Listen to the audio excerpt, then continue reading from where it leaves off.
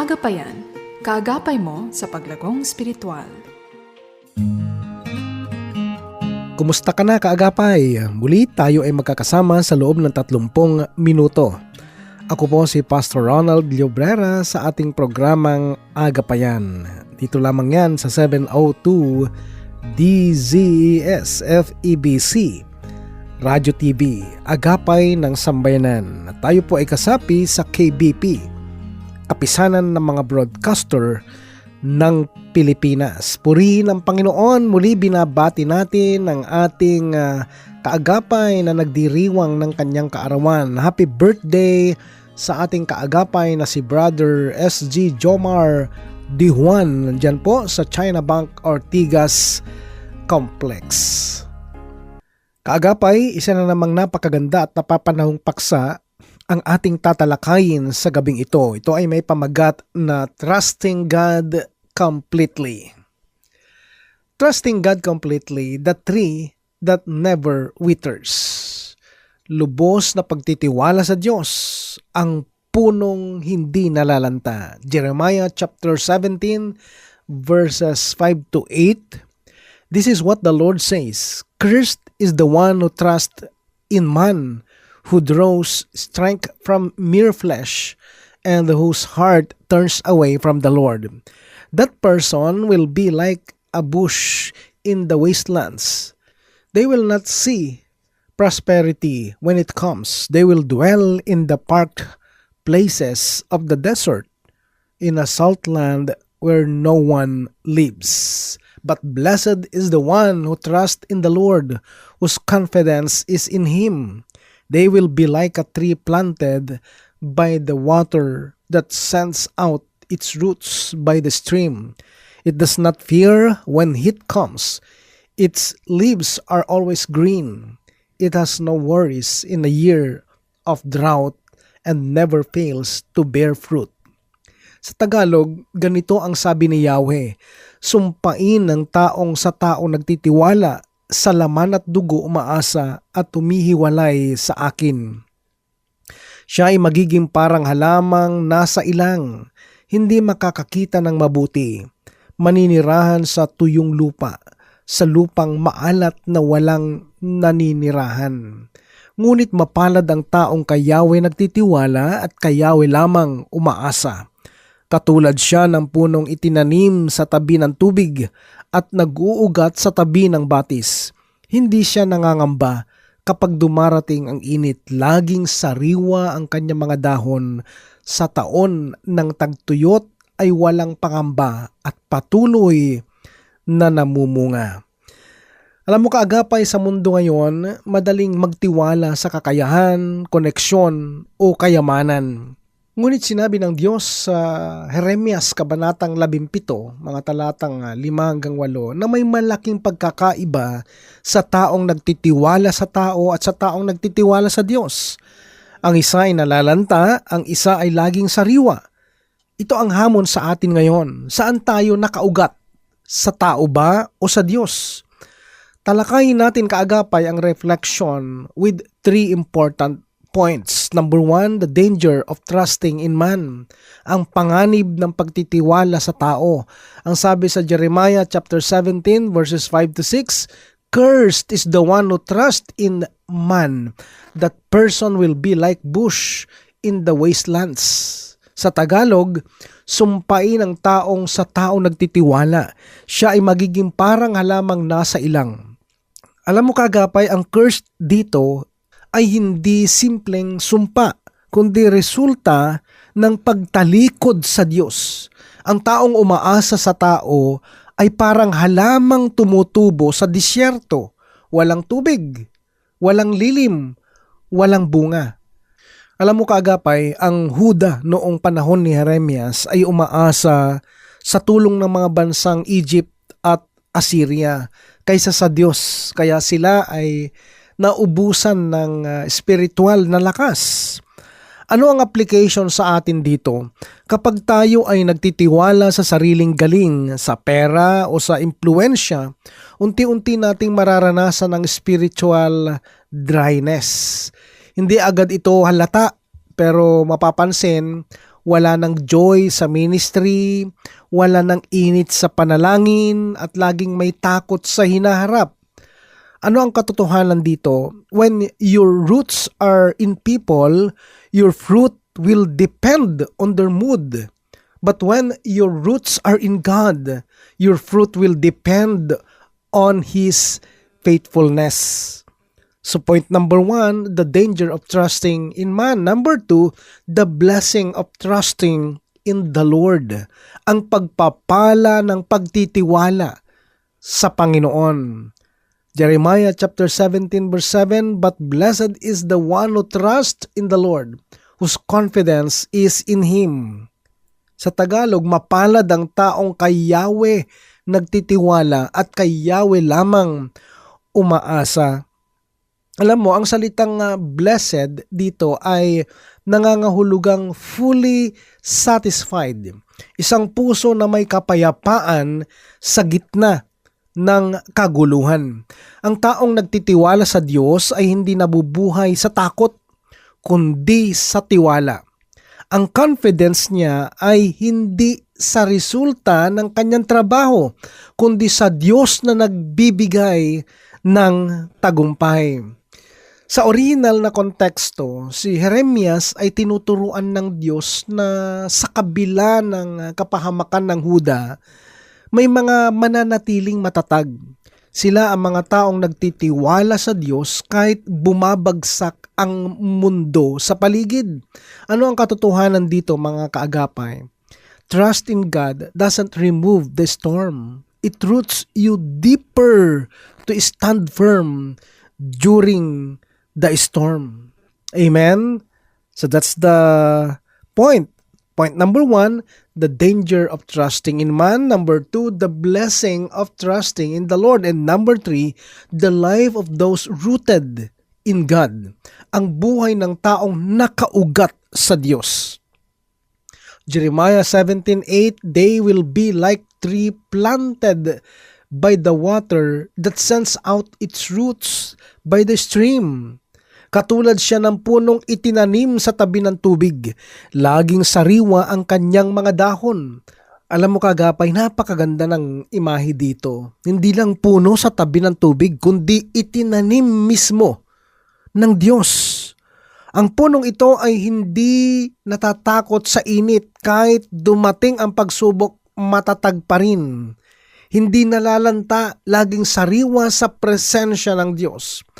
Patuloy na namumunga kahit sa tagtuyot dahil ang ugat nito ay nasa daluyan ng buhay. Ang tubig dito ay larawan ng presensya at salita ng Diyos. Ang punong nakaugat sa kanya ay may constant supply ng grace, strength, and peace. Hindi siya nadadala ng takot o kawalan dahil ang kanyang sustento ay hindi galing sa mundo, kundi sa Diyos mismo. Ano ang katotohanan dito, mga kaagapay? Fruitfulness is not about your environment. It's about your connection to the source. So in summary, ang Jeremiah chapter 17 verses 5 to 8 ay nagpapakita ng dalawang uri ng tao. Una, ang nagtitiwala sa tao, natutuyo at nawawala ng direksyon. Pangalawa, ang nagtitiwala sa Diyos, laging sariwa, matatag, at mabunga. Ano ang dapat nating maging kalagayan, kaagapay? Magtiwala sa Diyos sa bawat desisyon, sa trabaho, pamilya, at maging sa ministry. Iwasang ilagay ang tiwala sa tao o sa pera. Ito ay panandalian lamang. Palalimin ang ugat sa salita ng Diyos, araw-araw na pananalangin at pagbabasa ng Biblia. Maraming konektado kay Lord kahit sa dry seasons ng buhay. Kung gusto mong maging tree that never withers, huwag mong hayaang maputol ang connection mo sa Diyos. Ang tiwala mo sa Kanya ngayon ay magpapatibay sa iyong kinabukasan. Ngayon, Atin naman talakayin ang isa pang panganib ng pagtitiwala sa sarili lamang. Withered without God, the danger of self-dependence. Tuyong buhay kung walang Diyos, ang panganib ng pagsandal sa sarili. Jeremiah chapter 17 verses 5 to 6, it is what the Lord says, cursed is the one who trusts in man, who draws strength from mere flesh, and whose heart turns away from the Lord. That person will be like bush in the wastelands. They will not see prosperity when it comes. They will dwell in the park places of the desert, in a salt land where no one lives. Jeremiah chapter 17 verses 5 to 6. Sa Tagalog, sinabi ni Yahweh, ang sino mang tumitiwala sa tao at sa kanyang sariling lakas ay lumalayo sa akin at susumpain. Siya ay magiging tulad ng halamang tumutubo sa ilang walang kasiyahan kahit dumating ang mabuting panahon. Maninirahan siya sa tigang na lupain, sa lupang maalat na walang taong naninirahan. Kanina ay tinatalakay natin ang biyaya ng mga taong nagtitiwala sa Diyos. Ngayon naman ay tatalakayin natin ang kabaliktaran, ang buhay ng taong umaasa sa sarili at hindi sa Diyos. Ayon sa Jeremias Kabanatang 17, sa mga talatang 5 at 6, ang ganitong tao ay tulad ng halamang tumutubo sa ilang buhay na walang bunga, pagod at tuyo sa loob. Ang mensahe ng Diyos ay malinaw. Kapag ang puso ay lumalayo sa Kanya, kahit anong galing o talino mo, ang resulta ay kawalan ng buhay. Ngayon kaagapay, pag-aralan natin ang tatlong katotohanan tungkol sa panganib ng self-dependence at kung bakit ang Diyos lamang ang dapat nating sandigan. Tingnan natin ang reflection with 3 important points. Number 1, trusting in self leads to spiritual drought. Ang pagtitiwala sa sarili ay nagdudulot ng spiritual na tagtuyot. Jeremiah chapter 17 verse 5, cursed is the one who trusts in man, who draws strength from mere flesh, and whose heart turns away from the Lord. Ang sino mang tumitiwala sa tao at sa kanyang sariling lakas at lumalayo sa akin ay sumpain. Ang salitang curse dito ay hindi simpleng sumpa, kundi kondisyon ng buhay na hiwalay sa Diyos. Ang taong umaasa sa sariling galing ay parang punong walang ugat, nakatayo pero madaling matumba. Maraming tao ang mukhang matagumpay pero espiritual na tuyot dahil ang puso ay lumayo sa Diyos. Kapag ang puso mo ay umasa sa tao o sa sarili, unti-unting lumalayo ito sa presensya ng Panginoon. Anong lesson ang natututunan natin dito? Ang pinakamalaking panganib ay hindi ang kahinaan ng katawan, kundi ang paglayo ng puso sa Diyos. So reflection number 1, trusting in self leads to spiritual drought. Number 2, self-reliance blinds us to God's blessings. Ang pagsandal sa sarili ay nagbubulag sa atin sa mga pagpapala ng Diyos. Jeremiah 17:6a, that person will be like a bush in the wastelands. They will not see prosperity when it comes. Siya ay magiging tulad ng halamang tumutubo sa ilang, walang kasiyahan kahit dumating ang mabuting panahon. Napakalinaw kaagapay, kahit dumating ang pagpapala, hindi ito maramdaman ng taong hindi nakasentro sa Diyos. Ang bush in the wasteland ay larawan ng buhay na walang direksyon, walang bunga at walang kaligayahan. Kahit may pera, posisyon o kaalaman, kung wala ang Diyos, mananatiling may kakulangan sa puso. Ang self-reliant person ay bulag sa kabutihan ng Diyos dahil masyado siyang nakatingin sa sarili. Anong lesson ang matututunan natin dito? Ang taong hindi umaasa sa Diyos ay hindi makakakita ng tunay na tagumpay kahit napapalibutan siya nito. So number 1, trusting in self leads to spiritual drought. Number 2, self-reliance blinds us to God's blessings. And number 3, separation from God leads to lifeless existence. Ang paglayo sa Diyos ay nagbubunga ng tuyong pamumuhay. Jeremiah 17:6b, they will dwell in the parched places of the desert, in a salt land where no one lives. Maninirahan siya sa tigang na lupain, sa lupang maalat na walang taong naninirahan. Ang salt land ay simbolo ng lupang walang patubig, walang buhay, at walang bunga. Ito ang larawan ng taong lumalayo sa Diyos, nag-iisa, pagod, at walang direksyon. Kapag hindi tayo kumukuha ng lakas sa Diyos, unti-unti tayong nauubos sa emosyon, pag-asa at kalakasan. Ngunit kapag bumalik tayo sa Kanya, ang tuyong lupa ng ating puso ay muling mabubuhay. Anong lesson ang matututunan natin dito? Ang buhay na hiwalay sa Diyos ay parang disyerto.